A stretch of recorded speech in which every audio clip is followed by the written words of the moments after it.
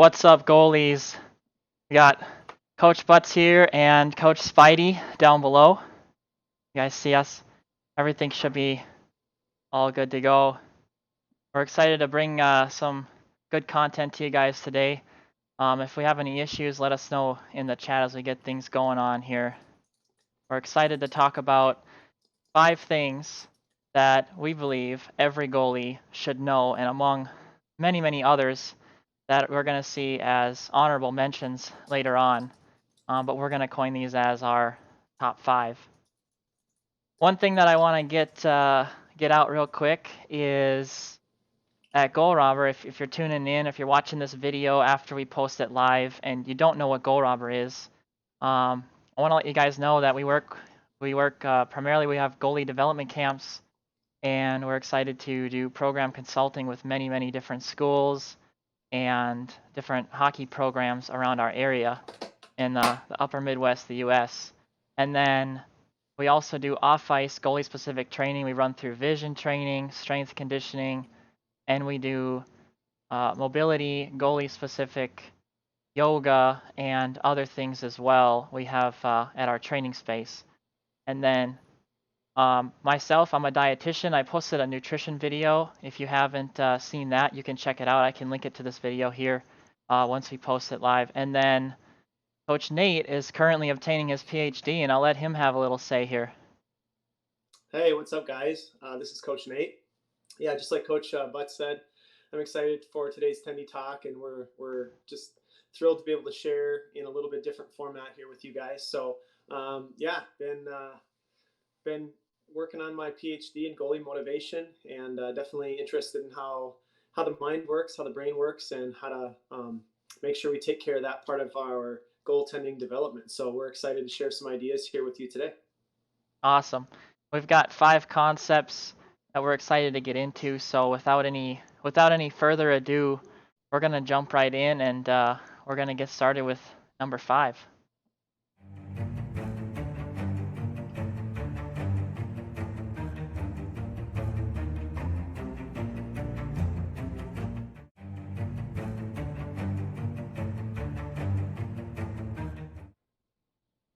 All right, guys. So I have the pleasure of starting us off here with our first concept. Concept number 5. We're going to do a countdown for you guys today. So starting with number 5, 5 concepts that we believe that every goalie should know or be aware of at least goalies from this generation. And for this one here, we're talking about active hands. Now you could also term this active gloves. A lot of goalie coaches use it interchangeably. But in our slide here, you'll see this is one of our coaches and also athletes at the elite level playing junior hockey here. This is Micah, and Micah was one of the first athletes to explore this active hands concept with us at many of our camps. It's actually been around for about 2 years, maybe 3 now for some of the upper level goaltenders. But it's really just it's a play on box control, which we're going to talk about later.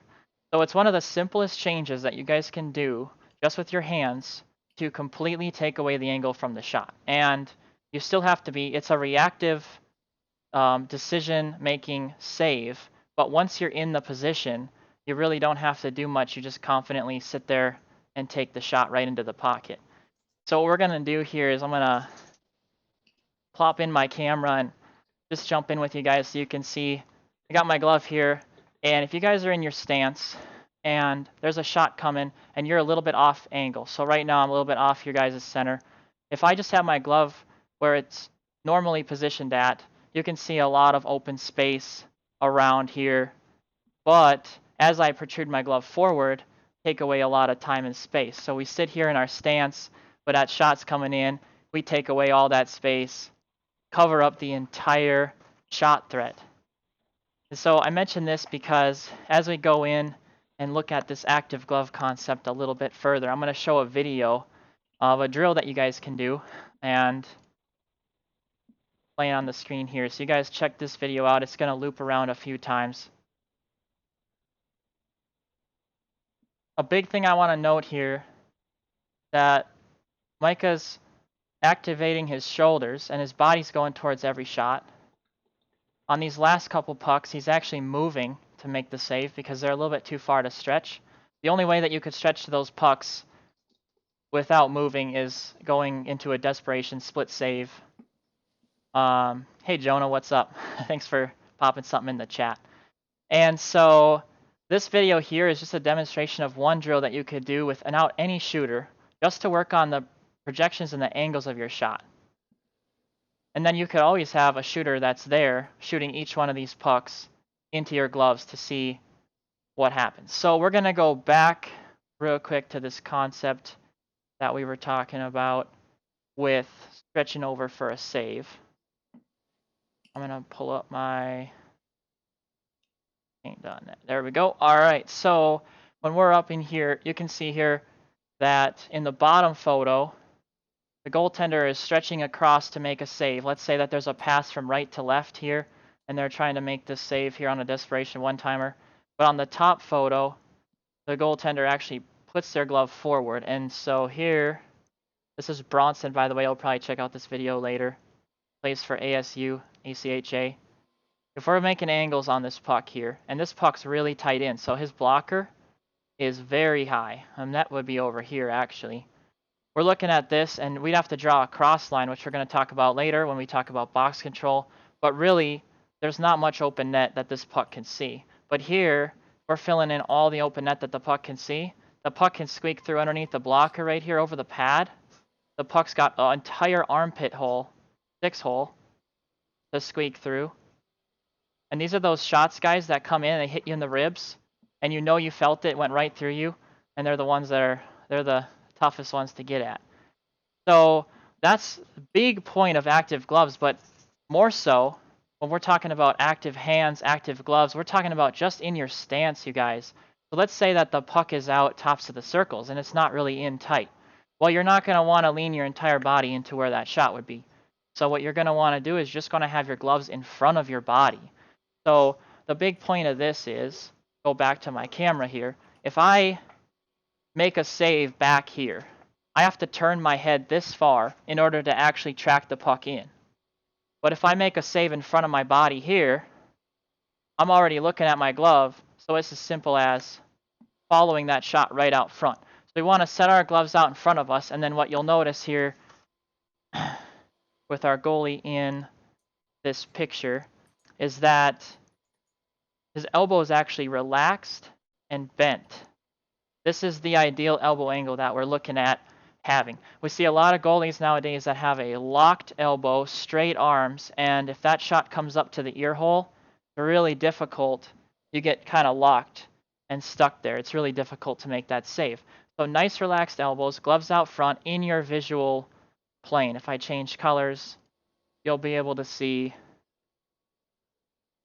somewhere in the goaltender's visuals here is his gloves, and it's not behind him. So we're looking at that for active gloves, and I'm going to open it up to Coach Nate and see if he has anything to add to this concept.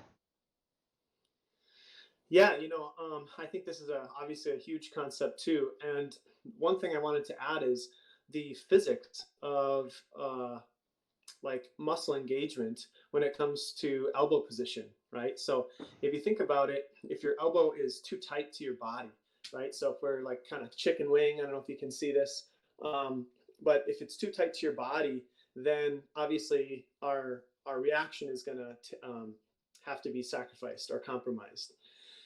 But if the elbow is too far out or up like this, then we're going to start to engage our shoulder, and instead of engaging all of the arm muscles. So one analogy that we use, or that I've heard like Coach Aaron Nelson talk about, is it should kind of be like hugging a bear.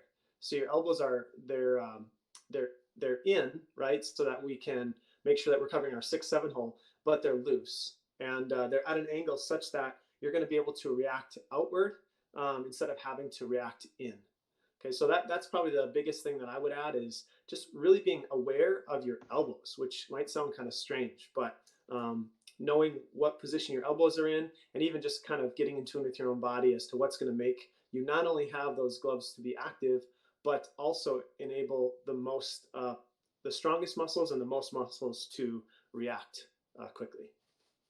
Yeah, which is huge. And to that point, brings Paul just perfect, perfect place to go. I want to say before we get too far into our drills too, that one thing I wanted to say is that every goalie, you guys, each one of you that's watching right now, you're unique. You're gonna play unique. One of you is 6'2", one of you is probably like 5 foot, and you wanna obviously you're gonna have different playing styles. You guys are different levels of flexibility. You get the picture. So we're not trying to say that every goalie should be the exact same or that every goalie has the same elbow angle. It's just finding that healthy balance for you. Here's a video of this is Coach Lance from that picture that I had before. Is also playing for you, Mary.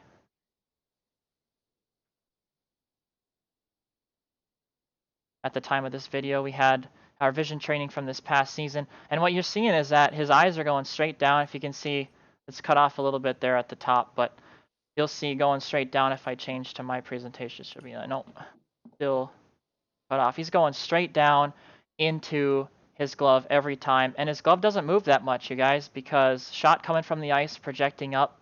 If your gloves are out front, it's not going to get very high. You make those saves by your ear. That means that your glove is usually too far back and you're creating too much maybe of a wall, and like Coach Nate said, activating your shoulders a lot. So if we look at some of our stances that we're looking at for our active gloves here, I'll pull this onto the screen. It's also a matter of, so we had Lance when he was in his butterfly, we saw the angles here. And then looking at another goaltender here with, on the feet, we have gloves out front. This goalie here is Carson. He's just a fantastic student of the game. One day we were working on healthy edges, healthy stance, and finding that perfect spot for healthy hips. And you can see if we're looking at active gloves, which we're going to talk a little bit later on some elements, or we'll probably use this picture again, but her gloves are out front within the visual plane. That's what we're looking at. And then what Coach Nate was talking about with elbows is also relative to stick size. And this is the last point we have on number 5. If your stick is too big, which is also something I want to break down in an equipment video, you end up having a ramp for a blocker. So if you'll see here, this goalie we worked on at camp, if you look and focus on the blocker here, you'll see that it almost creates just this ramp effect instead of being flush. But then if your stick's too big and you flush your elbow, you actually end up with a pretty large 6-hole. And that's also something that as a goalie coach here we would note and try to see how can we fix this. And then you'll also notice that the toe of this goalie stick isn't on the ice either. It's just heel. And we try to find that perfect size stick for the perfect stance. And when you look at a goalie, like there's no such thing as a perfect stance. But as far as looking at the blocker side here, this is what we're looking at. Sticks about 6 inches, maybe a foot, but at most in front of the pads. Elbows are relaxed, shoulders are squared off, but not super tense. And the blocker is fairly square to the shooter here. If a shot comes in, fingers a little bit exposed, but we could possibly turn this blocker down just a tiny bit to open it up. And the glove could also be opened up. The hands are active if we look from the side, but you can always open up your gloves to make yourself look bigger, you guys. And that's something that we're going to talk about with our next point, which we'll jump into right now. And Yeah, Butsy, Coach Nate, add something for go to the sure. next slide, just want to add something quick. I was a skeptic of sizing down on the stick. This is something that Coach Butts mentioned, a couple years ago. It was an idea that he ran across, and we always try to experiment ourselves even with equipment and different playing techniques. But I was so skeptical, that we need to keep with these larger sticks, 26, 27-inch paddles. But going down to 23 for a lot of goalies. Some can even go smaller if they're a smaller goaltender or a younger goaltender. But it makes such a huge difference. And in a nutshell, the rationale behind going with a smaller stick, in addition to everything that Coach Butch just talked about, is that the game has evolved. The position of goaltending has evolved way more quickly than the stick or than the stick as a piece of equipment. So goalies were just getting caught with these big sticks, which were designed for stand-up goaltending, right, and hybrid goaltending, which is as old as the game, as old as hockey. So the stick size has just kind of lagged behind the butterfly style of goaltending, which we make most of our stick saves in the butterfly, right? And many of our saves altogether in the butterfly. So really encourage you, if you're new to that idea, that you don't just dismiss it, but you maybe try it out, try a smaller stick, borrow somebody's stick, and see if it works for you. I think you'll find that you really, really like it. You have a way more control, way more mobile glove and blocker as well. Yeah, that's just the thing. I know when we talked about it at first, Spidey's now down to what, you're at a 23-inch Yeah, stick that yep, you're I use using a now. 23. Yeah, and I have a 23 that I use, but I would definitely use a 24 if if I had one accessible to me. That would be my ideal size. And Nate, how tall are you using that 23? I'm like 5'9", 5'10", so probably like 5'9.5". Yep. And I've got pretty long legs. My torso's short, so when I go down, I actually am kind of a shorter dude than you'd think when me on my feet. But I use that like 24 would be perfect for me, because then standing, if I want to make a stick save and lean into it a little bit, I could. So that's a great point. We're gonna move on to number 4 here.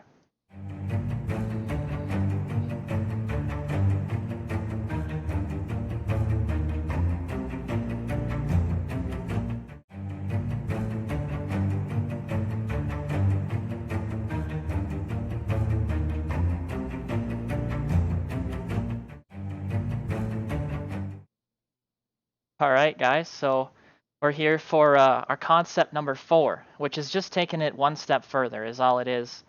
We're working with those active hands, but now that you have active hands, now we can work on attaching visually to the puck.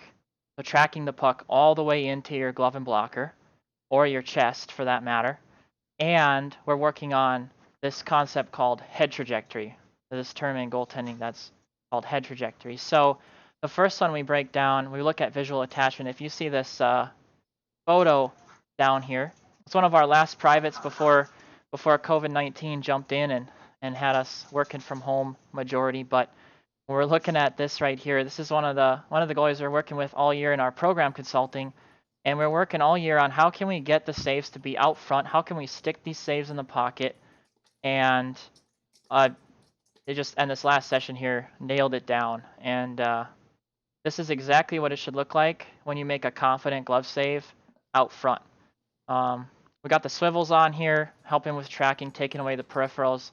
But even with that, tennis ball's in the pocket with our tennis ball launcher.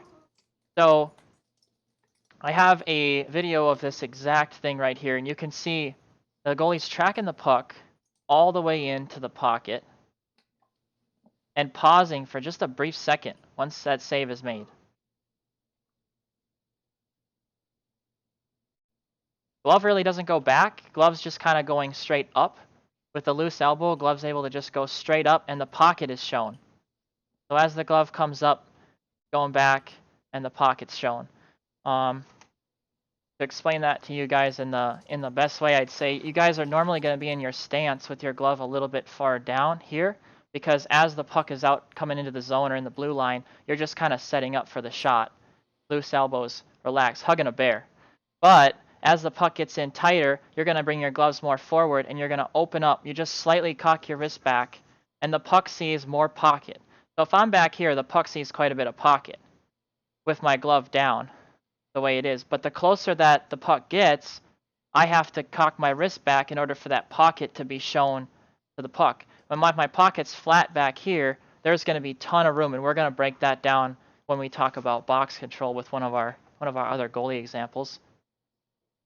But I wanna bring that to point, because as you open up your glove, good things happen. If we go back to these stance photos real quick. We're talking about those active gloves out front, and I actually don't have a picture that I thought I had for that. So But I don't even know what I had there. But for active gloves, guys, if you have questions oh, there it goes. Zano's got it. Healthy hips is what I wanted to talk about. Thank you so much, Zane Clausen, for that big one right there. All right, so when we go back to our photos here, you can't have visual attachment if you don't have healthy hips. It's just doesn't work.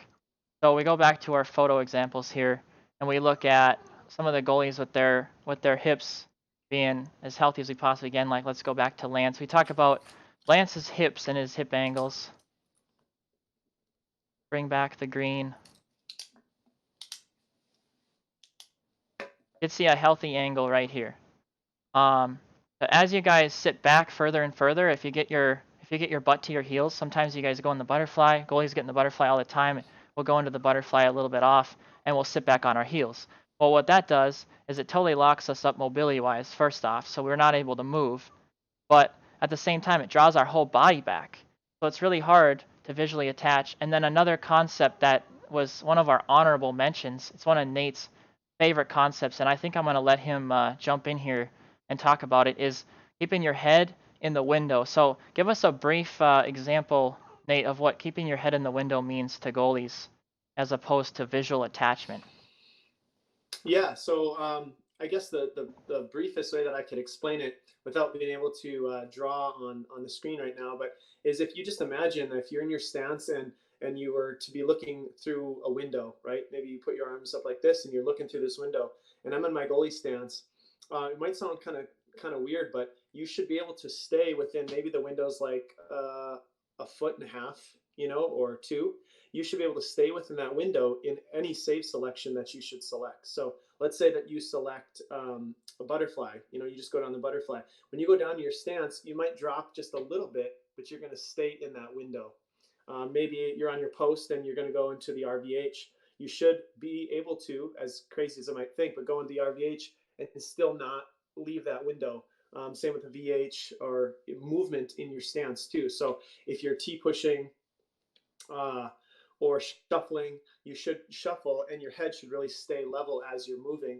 And the really quick explanation for that is it actually reduces cognitive load on your brain. So every time that you move left or right or up and down in that dimension, you're actually taxing your eyes and you're taxing your brain. So we want to simplify the equation and keep our head as level as possible, both when moving on our feet and when going down in any save selection that would be required from leaving our feet as well. Awesome. But that's another talk too. So Yeah, I mean, that's it'd gonna be be a fun sweet to chat about a that more sweet and get point some to go visuals over in from another Milton. video for sure. Yeah, I had to let my dogs out there. They're being they're being annoying, whining at the door. So that's why I had to skirt off.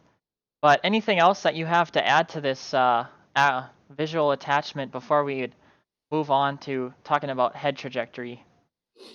Um, I don't think so. I guess maybe the only thing I would add is that there's lots of things that go into visual attachment and tracking the puck, and I think one of the things that we might want to mention is trying to hyper track or hyper attach to the object of interest. So that might be looking for something smaller than the object of interest itself. So if that's a logo on the puck or on a ball, or if it's a spot or something on the puck, if it's close enough. I know it's all black, so it's hard to see, but if it's tough to do. But if you can try to hyper attach to that object, find something that is smaller than the object of interest itself. I think that's helpful, Yeah, like as well. throwing But playing cards. That's a good one. yeah, And saying what yeah, the suit is or what the number is. yeah, absolutely. Yeah, and it might seem like that's difficult, but I know Coach Butts has mentioned this in our vision training as well. That the eyes have muscles, right? The eyes operate using muscles. They're really small muscles. The good news is they can actually be strengthened fairly quickly because they're such small muscles. So the more that you use your muscles that move the eye, and also things like the eye focusing or tracking laterally or oscillation or saccades or peripheral, all those things, just like any other part of your body, can be improved. So the more you work on it, that's why we focus on vision so much, the better you'll see your attachment become. So hold yourself accountable to that, and maybe even hyper track. Take a practice or two where you just kind of track at it's almost a comical level. You're tracking it so intensely. I know Coach Butts really demonstrates this, on ice and off ice to kind of show goalies, hey, let's really hyper track this so that when we get into a game, oftentimes, maybe we get nervous, we're not as aware, which is fine. You want to be present, but you're going to track it. You're going to track it masterfully. Yeah, and to that point, we just posted a video. It's tailored to our sled hockey goalies, but it's a lot of our same vision drills that we do with our able-bodied goalies. It's actually a little bit more challenging. I found it was difficult to be in a seated position and do a lot of these drills. So if you guys haven't checked that out, definitely pop over and check that out. And then to briefly explain head trajectory, because it really is just a simple concept, and we've talked about all of it already, but head trajectory is really just being up and over the play, getting that bird's eye view of the puck. Because the puck's always down on the ice, you guys, and rarely, as it's being shot, it's obviously coming up, and if it's flipped in, those are the rare times when it would be up. But puck's usually on the ice, puck's usually moving around, and we get that bird's eye view because we're standing up as much as we possibly can, keeping the feet. And when we absolutely have to go down, we release, we go down, and we should still have a bird's eye view. So if you look at Lance Knutson here, our UMary goaltender, once again, you'll see that actually with our green lines here, it's not perpendicular to the ground. And as we switch goalies here, this goalie would be a little bit more perpendicular to the ground. Chest is still up over the play a little bit, and as you can see coming in, the pucks would come right in, hit the shoulder, and we want them ideally to bounce straight down to the ice to be covered up. We don't want pucks hitting us and flying up. So we go back to Carson, we see the angle again here. Healthy hips, pucks are going to be bouncing off the shoulders and coming back down. That's the ultimate goal. That's exactly what I have to say about head trajectory. I guess that's anything to add to that, Coach, before we move on to number 3.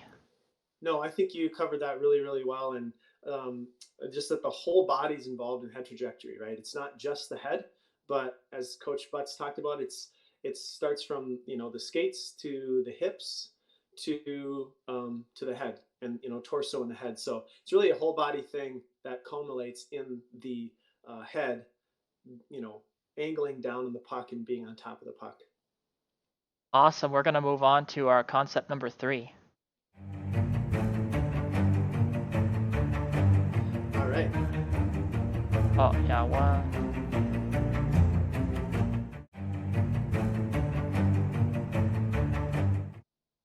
There we are. We're here for concept number 3. I'm going to let Coach take this over. All right, cool. Well, so this is a topic that I'm really passionate about, and it's something that I think is one of the more nuanced skills of a goaltender, and that is body congruence and body control. Now, sometimes those are used interchangeably in the hockey world, but they're actually subtly different. So I'm going to define both of those quickly. And first of all, is body congruence. This is just my definition. It can be thought of as keeping all parts, or if you think about mathematics, all vectors of your body pointing in the same direction or goal. Okay, so what I mean by goal is, the task at hand. Usually it's making a save, obviously. So again, thought of keeping all parts or vectors of your body pointing in the same direction. So I'll give you some visuals on that in just a moment. But body control, on the other hand, can be defined as keeping all parts of the body in a healthy center of gravity in order to enable movement in any direction. Okay, so if you're on the ice, it could be, you're moving while keeping your feet, or you could be moving on the ice. We want to make sure that our extremities, our arms, our legs, our head, don't move too much so that the momentum of that body part is going to get your body out of control.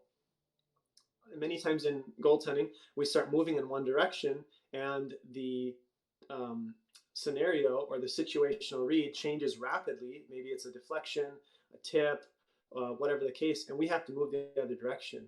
Well, if we've got our body out of control, namely a lot of times goaltenders get their gloves and their stick out of their own control, then it's tough to change directions and move the other way. And sometimes that has to happen 2 or 3 times as the play progresses.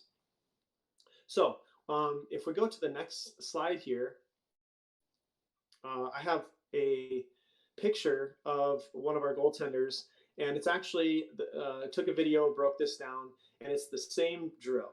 Okay, so the first picture on the left-hand side is of this goaltender, and obviously his body is not congruent. Okay, so we're going to be talking about body congruence with this particular side-by-side image. And you can see that his blocker and his stick, first of all, he's behind the save, which is apparent by him kind of reaching back. His blocker and his stick are moving to his, what would be his right, but our left. Okay, so I drew an arrow, and I'm going to consider that a vector. So in mathematics, a vector is an arrow that has magnitude and direction. So his arm is moving to the left. However, you notice that his shoulder and his glove, it's subtle, but his shoulder and his glove actually are lagging behind, or they're almost fighting the momentum of his blocker. And you can also see that his far pad is opening up to the right. And so we've got 2 vectors going to the right. We've got 1 vector going to the left. His body is definitely not congruent, right? Now on the right-hand side, this is after we chatted a little bit, broke down the drill, talked a little bit about body congruence, looked over some film. It's beautiful, and sometimes it's hard to describe why a certain picture just looks right. But even from the untrained eye, if you take a look at the left versus the right, there's something harmonious about the right-hand picture. And it's the fact, if we get really analytical with this, it's the fact that all parts of his body are working together. They are congruent. You notice that first of all, he also is demonstrating more body control because his blocker isn't way out and the stick aren't way out there. We'll talk about body control a little bit more in the next slides. So he's got more body control, but everything is congruent. His blocker is going to his left. His stick is more controlled and it's going to his left. He's getting his glove engaged slightly, but his shoulder, his opposite shoulder, that glove side shoulder, is coming with the save. And his head, as Coach Butts talked about, is demonstrating great head trajectory. So he's getting over the save, and everything is working together. Even his far pad, you can kind of see he's getting more leverage with his far pad instead of opening it up, so that his far pad or his glove leg pad isn't fighting against that movement either. And he's getting a good rotation with head, shoulders, then hips, and then soon he'll rotate his body to follow the rebound. Last thing I want to say is all of those vectors, you notice, they're not only pointing to the left, but they're all pointing down slightly. So again, if each of his body parts had a movement represented by a vector, they're all moving to the left, but they're also all moving slightly down towards that object of interest, which is the save. So Coach Butsy, I don't know if you have any other thoughts on that. We have a video of our goaltender going through this drill. We can do part of that. Part of it, the first half is him with a little bit less body congruence, and then the second half is after we chat. It's a little bit better, but we can either show that video or we just chat about these two visuals. So Butsy, you have anything to add? Yeah, I think if we just have this video rolling on the screen so that they can watch at the time that we just kind of break this down, it's good. But I think you nailed it. I think that when you're talking about how the head trajectory falls into all of this, we would see that I think someone just popped in and subscribed to the channel, but it didn't pop up for me yet. So when it does, I'll definitely give you guys a shout. But here's going to be the second part of the video, guys, if you're checking it out. But it definitely makes sense. We got even the active gloves on Caden. What I noticed is that in these pictures, and when you see him in these videos here, setting up in his stance, that his gloves, his hands kind of lead with his eyes when he moves, but then the rest of his body goes. And one thing I want to add is, goalies, when you start doing drills and you're not even taking shots, like just skating drills, make sure that you're acting and you're visualizing every single shot out. So if you're doing a simple like an X drill, a lot of goalies have an X drill. Might look different, but when you go in the butterfly on that X drill, I want you guys to watch the save into your stick, down, in, and off, into your blocker and off your blocker, into your glove and pause for just a moment. Make some visual saves in your mind. Never get scored on. If you're visualizing yourself in first person, it's not a good idea to get scored on. But you're making these saves, building confidence while you're doing edge work. It actually gives you something to think about too, rather than just thinking about your fatigue. Yeah, absolutely. And it's cool to see some of those concepts come together in this video. Definitely not claiming that this video is perfect, or perfectly technical. It's just some film from a private lesson that we pulled up here that felt like it demonstrated some nice concepts.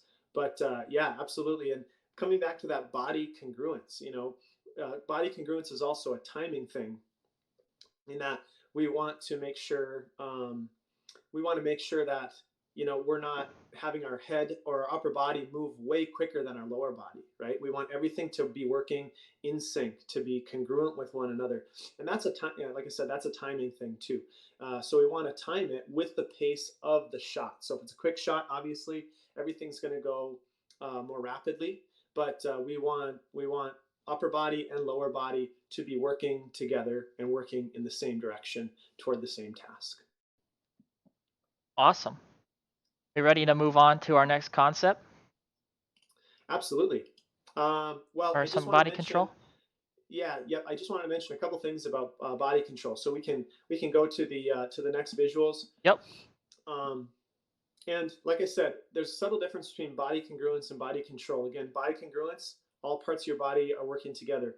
Body control, on the other hand, is, this might sound redundant, but it looks like the goalie has control of every part of their body, right?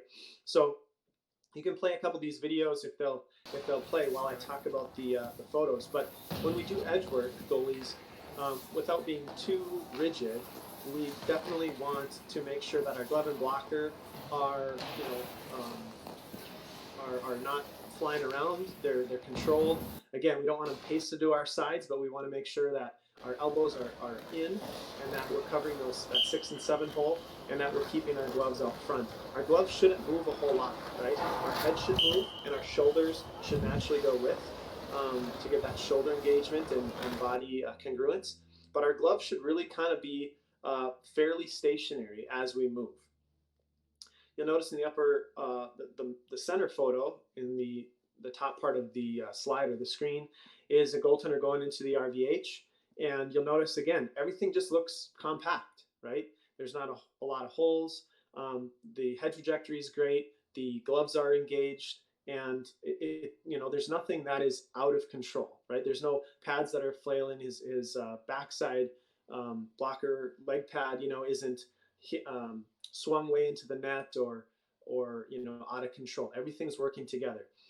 In the lower picture with some off ice vision, you notice that the shoulders are pointing and squared up to the save, right? They're not necessarily staying forward and just the glove moving, but they're actually going to be the opposite shoulder, especially this goaltender's blocker shoulder, is going to rotate so that his chest is square to the actual point of contact for the save. Also, the blocker is under control. It's not swinging it out to the side, and the glove is right in front with good elbow position as well. So everything is under control. So again, body congruence is that everything's working in the same direction. Body control is that we are controlling and making our movements concise in order that our movements are most efficient as well. Excellent. Yeah, I actually have a video that I posted on a slide here that just has a drill. This is a Spidey special drill right here, but it's another one that we did as a private lesson. And goaltender here is just stepping onto a balance beam. You can really step onto any object. We've done this with the Bosu. We've done this with just these landmine balls that we have for balance. But really, any time that you want to challenge yourself at that next level, all you have to do is give something a point of balance, and it'll challenge your body control especially, but also working on that. If you have a congruent body, if we're doing like a shuffle drill here, there's another drill that we'll probably post in a later video. But if you're moving like side to side on this balance beam and you have to actually have your body congruent, it can throw some different tricks in the trade too. So be creative, come Yeah. up with some cool drills for sure. Yeah, absolutely. And not only that, but body control in part is a result of your body um, having the proper center of gravity, right? That you remain centered. So, like anything, like any position, right? The more centered you can be, making sure that you don't have any unnecessary swings in your center of gravity, the better off you're going to be, and the more likely you are to make that save and make secondary and tertiary saves as well. Yeah, that's all I have to add for this one. Perfect. I feel I like think we're we're ready ready to to. move on. Excellent. Move on to concept number 2.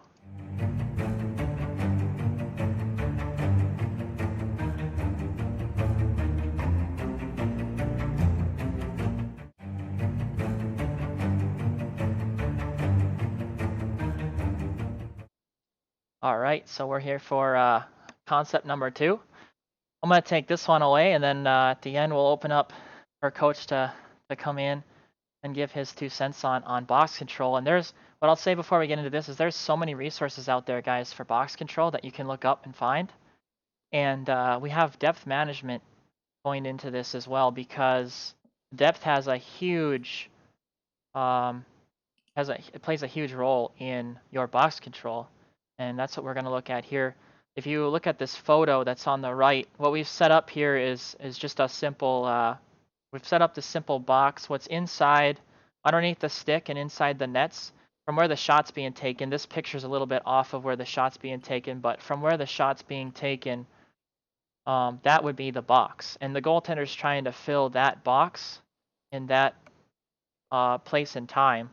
And this goaltender here is out quite a ways, probably in more of our A depth is what we're going to talk about here in a minute. But really, box control and depth management. Well, box control first is really just cutting off the angle with your body. Now we talked about glove and blocker. We talked about being in the right position, and if you're out of position, what do you do? But now we're trying to be in position all the time. As a goalie, obviously our goal is to be in position all the time. It's not ideal. It's not always going to happen, but this is what can take your game to the next level. And when we look at some of our different box controls, you can see here, you guys don't need anything fancy to set up box control, by the way. You could just grab a couple dog leashes from your local pet store, and you can hang them to the very tips of the corners of the nets. And if you want to add 4 dog leashes, you can add another 2 to the bottom, but really the ones that are important are the top ones. And if you want, you can draw on the ice as well with markers just from the end posts on the ice, so that the goalies can see how wide their stance needs to really be to cover the box, because that's a big point of it here. And I want to point out there's positives and negatives to both of these photos, and so we're just going to kind of pick it apart a little bit, and we're going to look at this. So on the left side here, looking at the left side photo, this goaltender actually has probably one of the better butterflies out of the 2 photos. I do like the right side because the pads overlap a little bit, but the wider your butterfly is, guys, the less mobile you are in recovery. So you got to think about that. Your butterfly is going to be its widest when you're dead center in the net, because when you guys are dead center in the net, which we're going to look at in a moment, that's when the most space in the net is available. And we're looking at this left picture here. We have a narrower butterfly. There's a little bit of gap on the left side, but that's something that we can fix, widening out the butterfly a little bit. What I'm really looking at here are the gloves.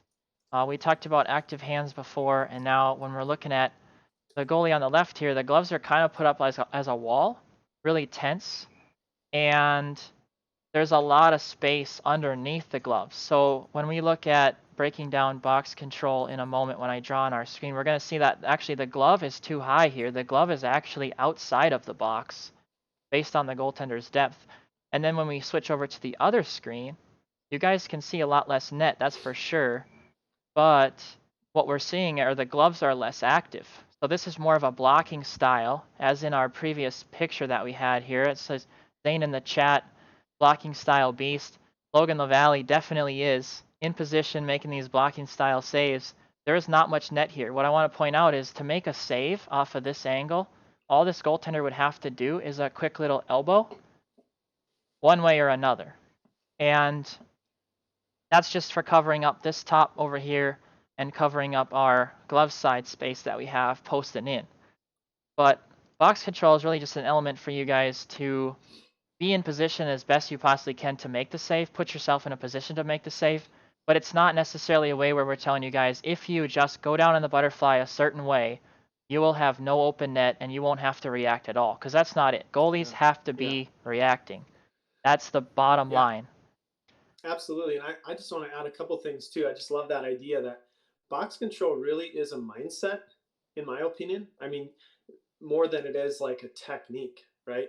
If Yep, you're if you have proper depth management and you're on your angle, and you take things even like your active gloves and the trajectory of the puck, those types of things, you're gonna naturally be controlling the box, right? Like it's not like it's necessarily a technique as much as it is an idea.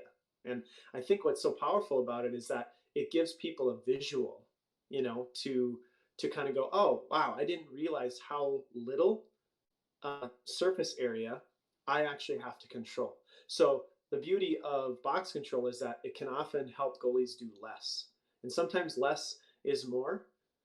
But like Coach Butsy said, we want to make sure that once we kind of get this idea of box control down, that it doesn't take away from our reactivity too. yeah, We can have supreme box control and be a really, really reactive goaltender who still hangs our hat on great tracking, visual attachment, and some creativity when needed as well. exactly. And if we're looking at this picture here, before we go to our next example, I want to just point out that we were looking for something that's kind of in between these two photos here. We're looking for gloves that are active, but we're looking for that space underneath the gloves in the left side to be eliminated. Really, our goal would be to eliminate all the space. And you're going to see space, guys. There's always going to be some open net. There's no one size fits all. When there's an off angle, we're going to see that there's a way to take away all the net, obviously. But from anywhere in here all the way around, if you did a half moon from the dots, there's always going to be net available to the shooter. And the best shooters are going to find it. That's the thing. The best shooters, no Yeah. matter what, they're going to figure out how to solve it.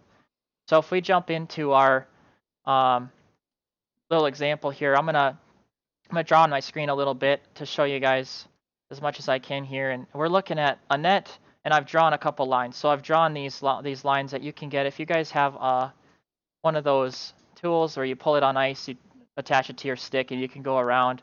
Helps with box control. One of those angle masters. But The also, like, BFF. yeah, the goalie's best friend. Throw in a plug. But what it doesn't tell you is it doesn't tell you the vertical dimension. And to get that, you guys saw our stick before. But you have to see what angle or what depth is the goaltender at. So if the goaltender is on the goal line, actually, for sake of keeping it simple, we're going to do goal line is red. So if the goaltender is on the goal line, that box is the size of the net. So all the red stuff right there, that's how big the net is. But let's say that you guys come out and challenge top of the crease. Now we're looking at the blue. So we have to draw lines that go directly in a box connecting our green lines and our blue lines across. It's not going to be a perfect box, but something. It's because my lines are off. I'm not the geometry whiz here. I was explaining this. Coach Nate actually, as the math teacher, is he's got some awesome resources too we might break down later on just the size of the net and the size of the puck and probability and everything else. Yeah. But You're doing a great job, Butsy. This oh, is I appreciate it. fantastic.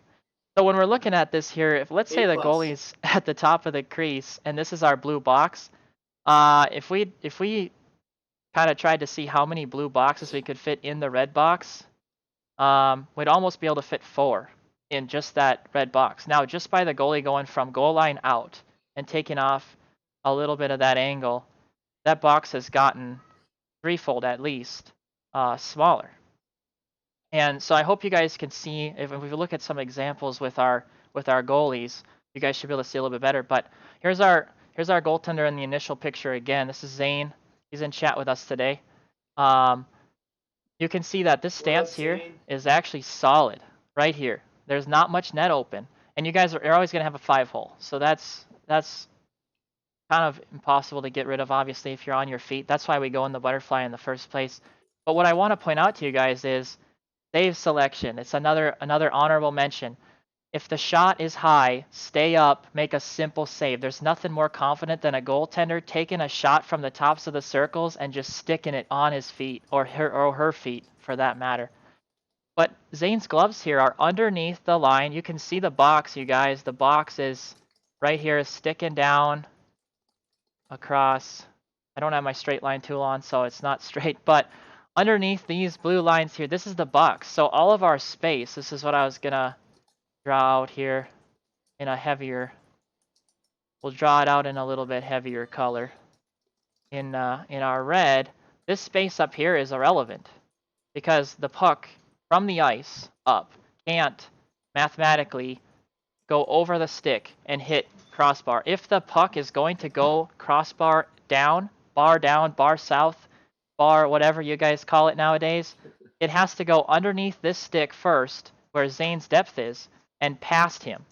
So he would make the save lower and in front of him, and the puck would have to go all the way past just to make it upstairs, where Mama puts the peanut butter. So I hope you guys can see that the amount of space that's available is really just this little bit in the glove, which would be a butterfly save, and Zane would stick it. I know he would. A blocker save here. Another one, easy stick. This one here, a 5-hole, I don't know if he'd get, but get down there quick enough. Maybe if he when he gets those Vaughns when they're back, then we'll make sure we get that 5-hole covered. But we're looking at all the space that's available here, and there's really not much on the feet. But then when we go down and look at goalies in their butterfly here, we got a couple examples. Here's a beauty. I love this one. Blocker side looks fantastic. There's not much space, maybe a little bit to squeeze in right under here, but that's going to be tricky for a shooter to get. That's the ideal scoring spot, by the way. I believe most goals are scored low blocker, right above the pad. If there's any shooters hanging around today watching. But our glove here, what do you guys notice? If we draw a straight line across where this goaltender's body is in relevance to depth, which we're not overhead, so it's not perfect, but let's just say that it's here. So let's say our box is right here.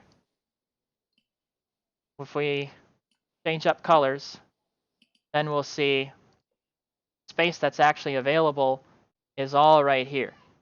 And this goalie's glove is actually above the line, and it's not covering that space. So we can have double coverage goalies in our stance where we're covering, like if our glove's in front of our chest, we're double covering. We're have our glove in the same spot as our chest. If our blocker's too low, which I should have pulled up a picture of that, we could have our blocker on top of our pad. That's double covering. But you guys can also have a situation where you're not covering what needs to be covered and you're covering what doesn't need to be covered, for lack of any better terms. And this is totally an example of that right here. This glove is shooting the moon. It's looking at Pluto. That's kind of what we like to say as coaches, and saying, bring that glove back down, and it'll cover up this gap right here. If we move on, Yeah, we've it got, kind of comes back yeah, to that, less is more sometimes, and yep. trying to work smarter, not harder.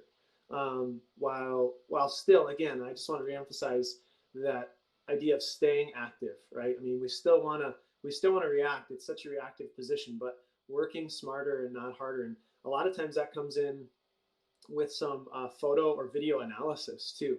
Sometimes you don't know what you're doing. I mean, sometimes you're not aware of how you're moving on the ice or off the ice, and so taking a photo of yourself or video, or having some a goalie partner or coach do some of that, and you can kind of see from different angles. It's really cool what you can discover, and kind of self coach or coach along with a goalie coach or someone like that. So yeah, finding those little things that allow our job to be just a little bit smarter. Oh yeah, and the nice thing is, it is totally It's totally your guys' style as well. So you can look at this with your goalie partner or coach, and you can decide through my style of play, how can I fill these holes best? Maybe your style is a little bit more passive, gloves down. Maybe your gloves are more active, you still cover the holes. Every goalie is going to be different. If we're moving on here, looking at Absolutely. another goalie, just for example, I feel like examples are going to be the way we can hit this, you guys. So we're just open up some examples.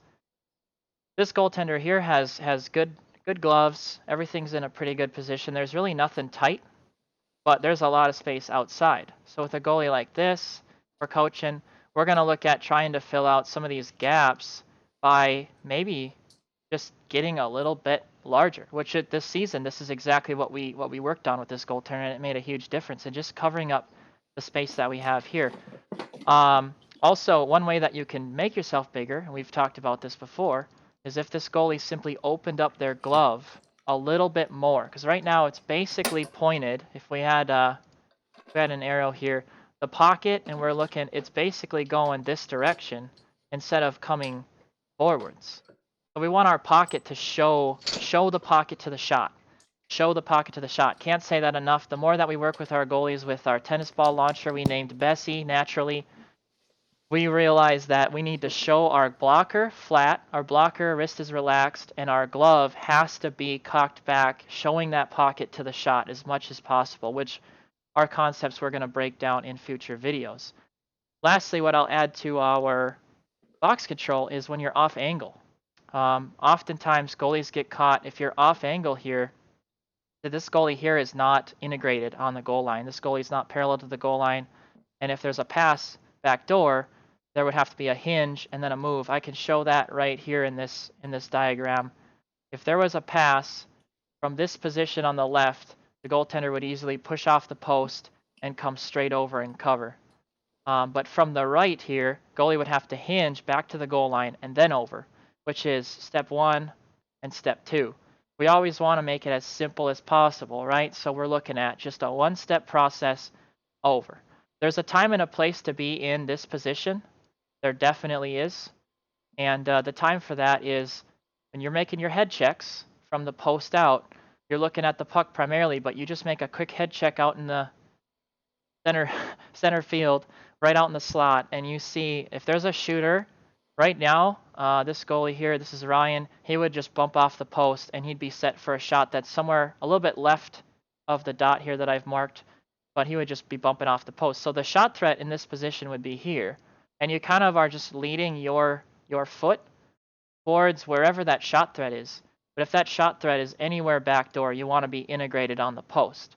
And when you're integrated on the Yeah, post, and I might yeah, quick add something to that, Butsy, too. It's really that your integration angle is going to depend a lot on where you anticipate the shot threat to come from. I mean, you mentioned that, but your lead leg is going to point wherever you anticipate exiting, whether that's a full exit or an on ice exit from the RVH, right? So we get that question a lot. And again, some of these concepts could be completely their own video, right? But yeah. I think that's a nice way to put it is you should be integrated. Your angle of integration is going to be dependent upon where you anticipate moving next. See if I can just kind of block this off. Nope, that's not going to work. Trying to see if I could maybe get just one net. So let's focus in on one net here. I want to just focus in on one for a little bit, and we can look at this from the side angle. What we're looking at, if we're focusing on this second net in, if the shot's coming from over here, we do the same thing with our angles. Yellow, you guys can see this pretty well. I was trying to make it bright so we could see it, but we've got our box here, and then if I change colors to change the box to orange, we'll see that our angle of attack here is actually going to be, it's not really a box. It's actually a slanted line. So when the goalie's up against here, it's going to be a line that's going to be angled. It's going to be parallel to the crossbar, but it's not necessarily a perfect box across. As we're looking at the box coming up here, it's got a slant to the top, so we're actually going to be covering more space towards our far side than we are towards our near side. It'll be easier to explain here if we look at a goaltender. So here are the goaltenders integrated. Here the goaltender is not integrated. You can see how much space is outside of the lines when the goalie's not integrated. Again, the line is right here, so everything left of this orange line is uncovered territory, or it's unnecessary territory to cover. But if there's a pass option that's coming out into the high slot, this would be our only position awareness here. If RVH was relevant, you guys, in the first place, we don't want to go RVH just naturally when the puck's in the RVH zone. We talk about all the time with our goalies. We want you guys to go RVH just like you would butterfly. It's a reactionary save. It's a reactionary situation. Absolutely. If the shot is shown, if there's a threat, pop down in that RVH. You should be, if we're doing all of our drills, you guys can check out post-movement drill if you need practice with your RVH and VH entrance. It's just as quick as a snap, and you're there. And this goalie here, I'll say, has healthy hips. Nate talked about how if this goalie was standing, his head would actually be in about the same spot in the window as it is now. It's great healthy hips. As we go to our integrated angle now, there's much less body that is irrelevant. We're looking at our line from the far post coming down here in orange, and then our near post line coming down here. Now we're looking at the point that needs to be covered is right here, the spot that can be available. So your head, you guys, if the shooter's a bad shot, yeah, they're gonna hit you in the head, and yeah, you're gonna get hit in the head every once in a while.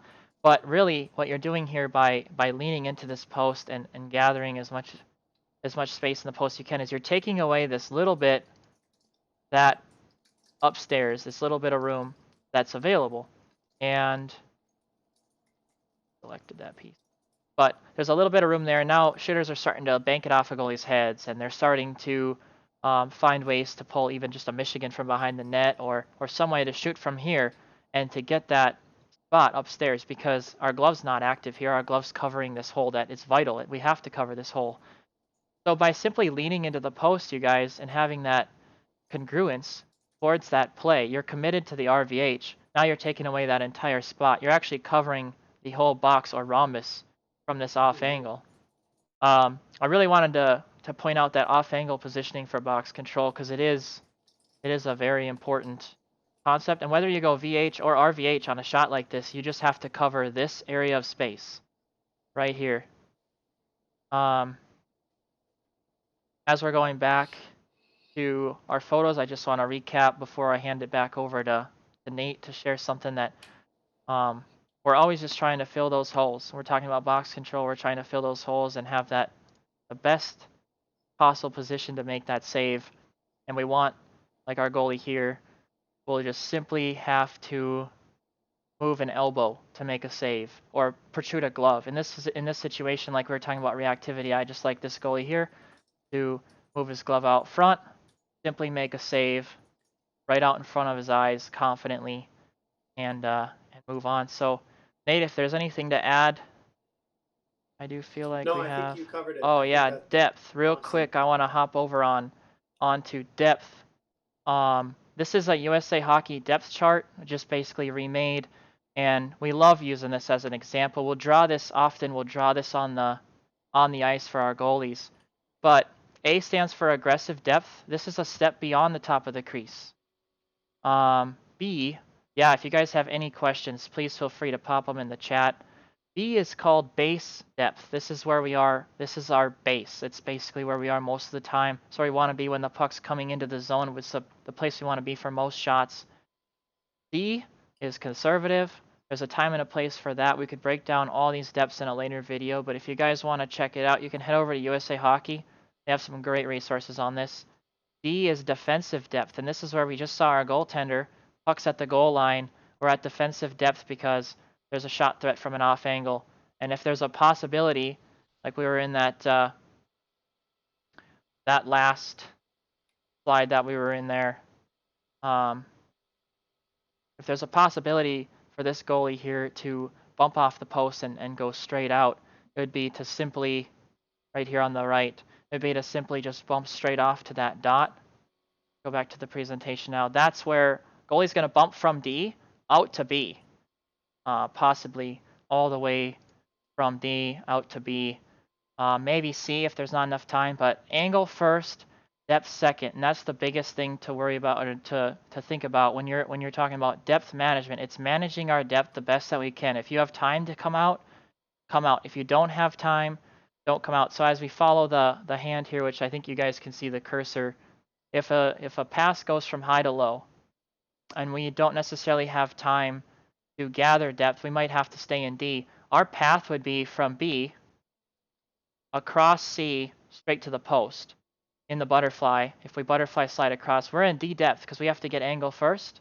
But then that shooter fumbles the puck or something, we could bump off that post real quick and get out to C depth, and we take away more of the box. That's where we could simply bump off the post and be nice and tall, healthy hips, and we can get out that box. Zane asks where R is. We actually, in our lessons and stuff, sometimes we've added something out here, and we've added R depth, which actually is a good time to be in if you know you're going to get pulled or something on time. But R depth is actually a pretty cool concept if someone's coming into the zone and they have a lot of pressure, or they're going to be taking a breakaway, but they have a lot of pressure, and you definitely want them to come in and deke. You want to take the shot away. You can fly out and you can be in R depth. And if they do take a shot, it's a simple save, you guys, because you should have all the net covered. If you're beyond A, anytime you're beyond A, I think A would actually just expand all the way out, but R for ridiculous depth is just a funny term that we've had with our goaltenders. Anything that you have to add with depth management, Coach? Well, I think it's great. Like I said, I've said this a few times during this Tendy Talk, that there's a lot of these concepts that could be videos all their own. And depth management, just as a general rule, is an art form itself. So just being aware of your depth, I think, is the biggest thing.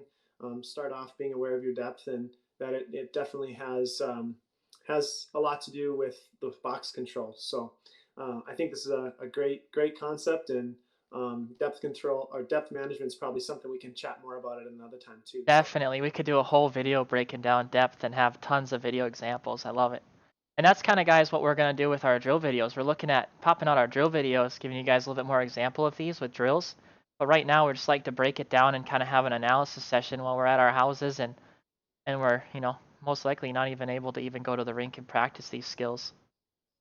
All right, well, without anything else, then we're going to jump on to our final concept number 1. Give us a second here.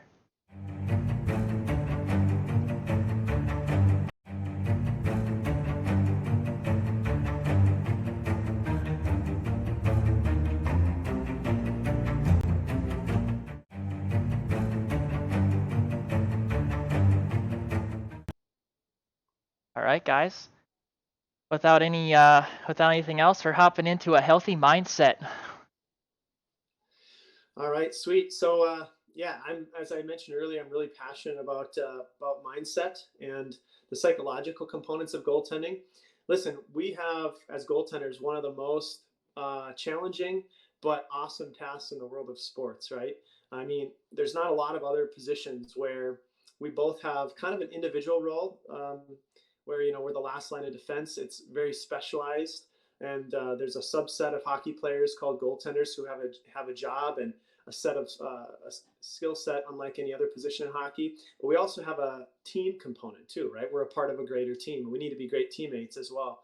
So we have a lot of pressure as goaltenders. Some of it is unnecessary, right? Some of it is, man, we think we have to win the game for the team rather than just to do our job, and so on.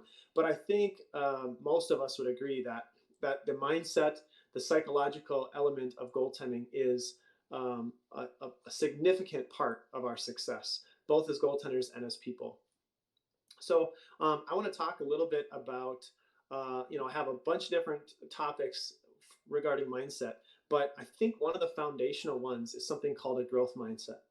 Now, with our goal robber goaltenders who are more local, we work with them. We do Tendy Talks each week.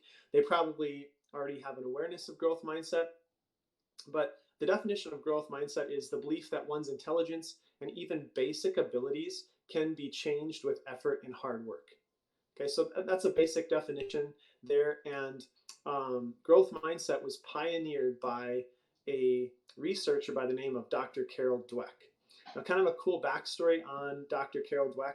I actually had the privilege of attending one of her seminars at Columbia University in New York City when I attended a class over the summer a few years back.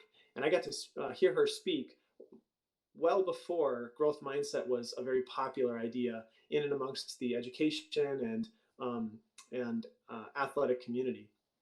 And so a growth mindset is this deep-seated belief. Okay, so I really want you to dial in here for mindset because this permeates everything else, right? We can talk about all these different techniques of the goalie, all these, you can get bigger, faster, stronger, smarter at what you do. But if that mental side of our game isn't there, the other stuff really crumbles. And so a growth mindset is the deep-seated belief that we can change for the better, whether that's technically, physically, cognitively, emotionally, or whatever, through our efforts and through our hard work. Okay, so time and effort, are the biggest function.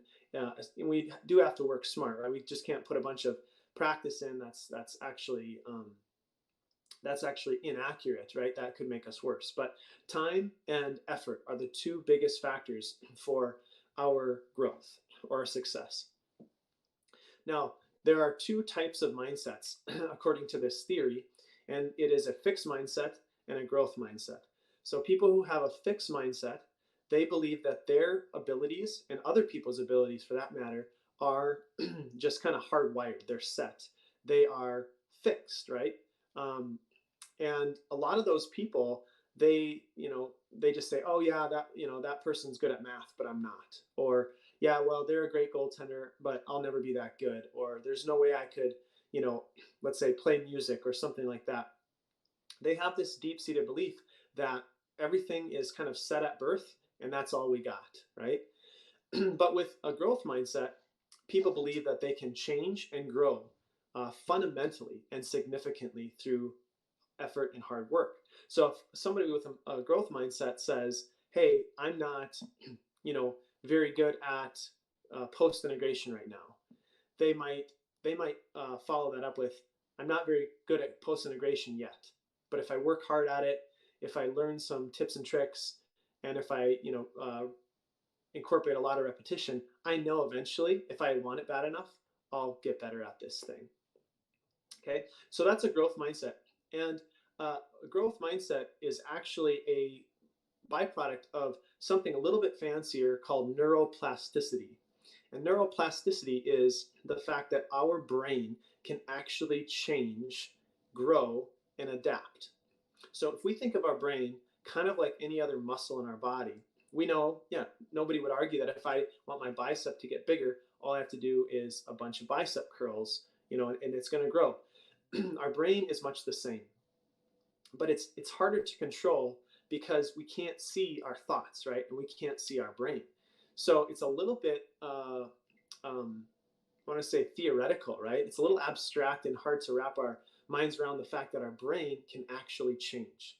And really, getting better at something physically or mentally is rewiring or redirecting or growing new pathways in the brain, right? So we have these nerves in our brain. They're called neurons, and they're a type of cell specific to the brain, and they have synapses that connect, and then we're gonna grow and strengthen new neural pathways.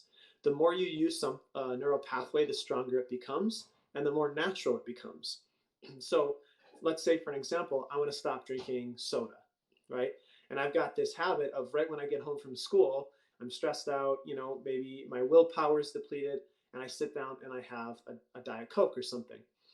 That's a neural pathway that's been strengthened through repetition, repetition, repetition. To change that, I would have to, we can go into habit formation another time, but to change that, I'd have to replace that habit or that thought, that trigger with something else. So I get home, I notice, hey, I want a soda, but I find a different beverage that I enjoy that's healthy, right? And I'm gonna replace that. I'm gonna replace the thought with something more productive, and I'm gonna replace the actual, habit. Much is the same with goaltending, right? Maybe there's a bad habit. First, we have to become aware of it. Then we have to learn, the knowledge, the head knowledge on how we can fix it, which can be done through, game film analysis, coaches, repetition. You can do a bunch of research on your own or work with others to accompany you in that journey. And then we have to acknowledge that, hey, this is going to take a lot of repetition and work, and we're likely to get much, much better at it. There's a lot of goalies that we work with. I hate to even mention any by name, but lots of our youth goalies, especially, and our elite goalies as well. But young goalies, they really grow quickly because they're kind of a clean slate. But early on, just maybe thought, and even we as elite goalies now, if we thought back far enough into our career, we would think back to the thought of, man, this seems almost impossible. Some new skill set, whatever it is, right? One that is popular or happens a lot is when a new goalie tries to, move in the butterfly on the ice, right? They try to just slide back and forth even in their butterfly. And it just seems so difficult. They lose their edge. They don't get power. Hey, this just seems so difficult. I'll never be able to do this. But through effort and hard work, they, in a matter of maybe even weeks or months, are moving fluidly and fluently on the ice, and it's really fun to see. So if we go to the next slide here, which is the last one for our healthy mindset, I want to cite a quote that I really, really love, and it's by Benjamin Barber, and he's quoted to say, "I no longer divide the world into the weak and the strong, or the successful and the failures. I now divide the world into the learners and the non-learners." And I love that idea. So for me as a teacher and as a coach, I taught high school mathematics, advanced mathematics, and at the college level as well. And I've coached for a really long time. I coach youth and high school hockey and college hockey. And I really have tried to subscribe to this quote and to say, I'm not going to look at my students, my athletes, or people in my family or myself through the lens of the weak and the strong, or the successful or the unsuccessful, but rather to look at them, is this person a learner, right? And hopefully they're not a non-learner, but is this person somebody who's willing to get better? Because no matter where they start right now, if they're a learner, their potential is exponentially greater than the person who has decided, you know what, even if I'm good right now, this is all you're going to get out of me, because I'm really not authentically and at the core of who I am a learner who has a growth mindset, knowing and acknowledging that I can change for the better and change significantly at that. So there's a really powerful word, and it is the word yet. So you'll see in the lower left-hand part of the slide, the power of yet. Now, I know that words are kind of in the wrong order, but the power of yet. So take any statement that's kind of negative or maybe not so productive, one that kind of implies that you don't have the hope that you're going to get better. So it might be, I just don't understand box control. And all we have to do to adopt more of a growth mindset in that statement is add the word yet on the end of it. So I don't understand box control yet. And if we know that through effort, hard work, working with other people, learning from other people, eventually we will understand that. If it's,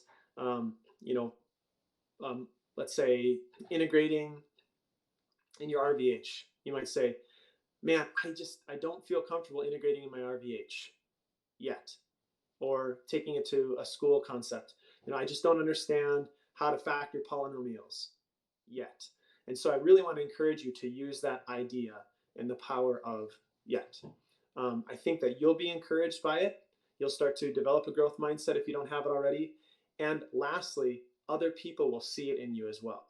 Your coaches will see it, your teammates will see it, and you'll just be a lot more enjoyable to be around. You'll be more vibrant, and by the law of attraction, you'll attract other people who are successful and want to be associated with you as well. So that's what I have to kind of talk about there with the growth mindset.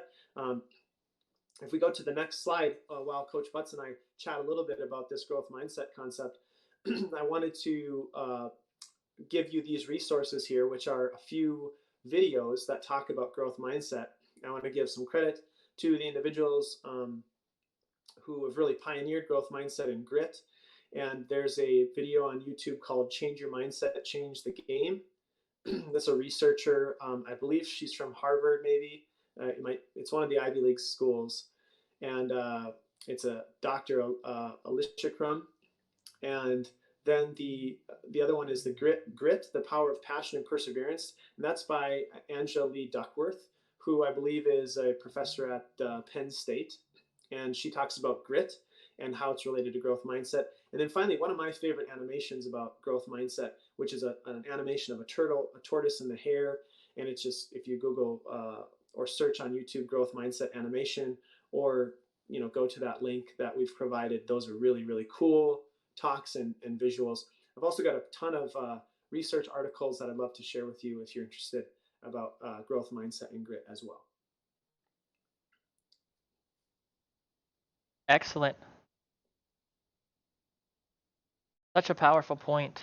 The point that, number one, above all else, our mindset being as healthy as we possibly can is going to drive us to be the best goaltender that we possibly can. And above all else, like, no matter what, you could have all the skill in the world to succeed at that next level. But if you really don't dial in and be the best person that you can possibly be, coaches, teammates, and others around you, you're not going to make friends along the way, and some of this stuff is going to be challenging for you to get past if you get frustrated in practice all the time. Yeah, absolutely. And again, I just want to emphasize too, is that growth mindset, people feel that. When you have a growth mindset, coaches want players. If there's two goalies who are equally talented, they're going to, as they have conversation with you, as they recruit you, they're going to perceive that growth mindset. Hey, this is a goaltender who is willing to receive influence, because they believe that they can actually improve. They believe that they can change, whether it's adapting to a team system, a new team culture, coaching philosophy.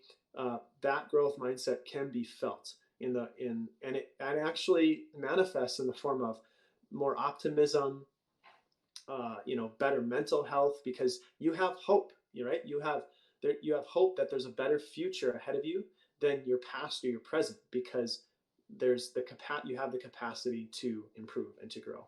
So this is actually a concept that I will go as far as saying changed my life. When I heard the talk by Dr. Carol Dweck and have researched it ever since and tried to share this and spread this message about a growth mindset, I think it's been something that has fundamentally changed my life and others' lives for the better. Definitely. And I can think back to when we were talking, and Nate was my mentor, you guys, when he was my coach, and then I moved and played college hockey, and Nate was like my strong number one mentor in my life, and he introduced this concept to me, and we had some great chats over FaceTime just like this, and I can remember even how it changed my game and my like all of my school work, all of everything when I got a job at Goalrobber, and everything that I do, it's all driven on this growth mindset that every day our stream's going to get better. Every day, when we go to noon skate and battle against each other, Nate and I, that we're going to challenge and make each other a better goaltender. And so, I know, Yeah, I it forms back it every part of our 100%. life, right? I would agree with you that it's just, yeah, it's a game changer, it's a life changer. Yeah, awesome. Great, guys. Well, if you guys have any questions, I wanna kind of open up a time here for a Q&A as we wrap things up. We've got 13 viewers out there. Any questions at all, and it pertains to goaltending, and even if it's just something you guys would like to see in coming videos, different concepts that you want us to break down a little further, or maybe it's something completely new that you've heard of and you want us to research it and go into it, definitely hop something in the chat here. We'll hang around for a little bit. Yeah, the other thing is too, Betsy, we could probably just go over quickly for anyone who's just joined us more recently, the list of the top 5 Yeah, things that all goaltenders should know too. So yeah, for sure. So we started at 5 today, and number 5 was this idea of active hands, and that's in your stance all the time, having hands in front of you, and in a desperation save or desperation time, gloves going towards the puck. Number 4, we broke down the concept of visual attachment, making every save visually attaching in all the way, activating our shoulders, keeping our hips healthy, and in the end, also having that head trajectory where we have a bird's eye view on the puck and our chest is slightly over top of the play, so that if we get hit in the shoulders or if it hits us in the chest and we don't make that save completely, it'll drop right to the ice. We can cover it up. Number 3, Coach, I'll hand over to you. Yeah, number 3, we talked about body congruence and body control, and the subtlety between those two concepts. They're related and they're similar, but they're definitely subtly different too. So body congruence is that all parts of our body are moving in the same direction and are working in sync with one another while making a save. And body control is that idea that we're going to keep a sound center of gravity, and that we are going to make sure that all of our extremities, hands specifically, but hands, legs, head, are under control as we move, especially as we switch directions, so that we're most mobile for the secondary and even third or fourth saves that we might have to make. Excellent. Yeah, and then number 2 we moved on to was this concept of box control. And it's a concept that's been around for a long time, but I think it's one of the most misused concepts out there, and I think it's one of the most also underrated pieces of knowledge that goalies can use to make themselves a better goaltender. And really, it comes down to being in the right position, the right place at the right time, putting yourself in the best positional place, and putting yourself in the best positional stance so that you can make that save. And in later videos, we can break down what those stances are when we talk about post play, RVH, VH breakdowns, and other things. But I think that's Absolutely. yeah, that's what we talked about box control, and then with box control we talked about managing your depth and not being overly aggressive, so that plays kind of get outside. And then when things do get overly aggressive, guys, what I'll say is that's when your body control starts to go downhill because you're stretching and you're doing things that you're not prepared for. So if you get caught in A depth, we talked about the USA Hockey chart, and there's a play that comes off of you in the A depth, and then you have to integrate on the post really quick because there's a jam coming. That's when we leave our stick behind just so we can get over to the post really fast. And so if you guys manage your depth really well, you guys will have a lot easier time with body control. And Yeah. angle first, depth second, always on stretch plays. And then we came back to our number 1 concept above all else. Yeah, and that was having a healthy mindset, specifically in this edition, talking about a growth mindset. So that belief, that fundamental belief that you can improve yourself in almost any capacity for the better through effort and hard work and time. And so differentiating between a growth mindset and a fixed mindset, and how adopting or really working on a growth mindset, it's a process throughout life, right? We might have a growth mindset in certain areas and a fixed mindset in others, but how adopting a growth mindset actually permeates and affects many different parts of our person and goaltending. Yeah, and something I'll add to that too that we haven't even mentioned and we can break down in another video, which should be fun, is the concept of the 80-20 rule. And recently, I just got into chess. Nate got me into chess, and I've been absolutely Oh yeah. loving it. But I took lessons in chess on chess.com, just a fantastic source, and I've watched tons of YouTube videos, and I've put in about 80%, or I've put in about 20% of the time that, like, the concept of putting in about 20% of the time that like a grandmaster or someone would put, which I probably didn't even get close to that, but I put in a small amount of time and I got a huge gain from it. I Yeah. kind of get to that point where I've gone up so far that now the more stuff that I look at, the more lessons I do, it's a small increase in knowledge. I've got to that point in my game where I'm probably at 80% of the things that I could have at least been exposed to. It doesn't mean that I have it down. It just means that I've been exposed to it. And it's going to be kind of fun because this Saturday we're going to have a goalies only chess tournament live on our YouTube channel. And if you guys that are out there want to play, let us know in the comments. You can let us know you want in. We can let you into the club, and you can join the tournament. But also, if you guys want to watch, you can tune in live. We'll have games streamed. I'm going to try to get into as many games as I can after I get my games in. But Should be fun. I'm real excited for that, and it's just a way for us, the goalies, to take a step back and kind of lighten up our training too. Keep our minds Yeah. fresh, lighten Yep. And up our adapt the training. growth mindset, right? Yeah, especially for our goalies that are new to chess that are jumping on board. We love it. If you're out there, we love that you're jumping on and getting into the group. We're excited for that.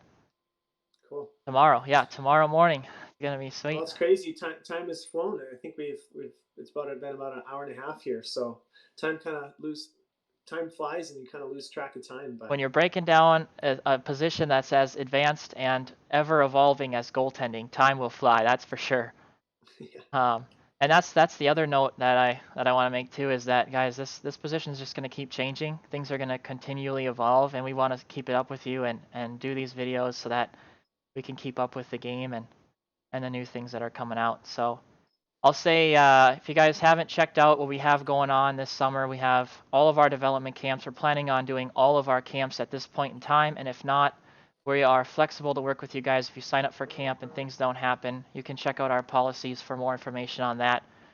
But as of right now, we're scheduled to do every camp. Our first camps would be starting in June. And head over to www.goalrobber.com. I can attach a link to this video right here. You guys can hop over there, check out what we have to offer for camps and all of our remote consulting. We can do game film, nutrition, mindset, all these things with you guys. Thanks for tuning in today. We really appreciate that you are here. We appreciate you for watching this video. If you have any, yeah. Thanks so much for joining today, yeah, Tendies. if you have any suggestions for us, please make some comments. Make sure to like this video and hit the bell so that when we go live next time, you get notified right away and you get in here. We'll catch you, Awesome. See you yeah, guys later. we'll catch you next time, guys.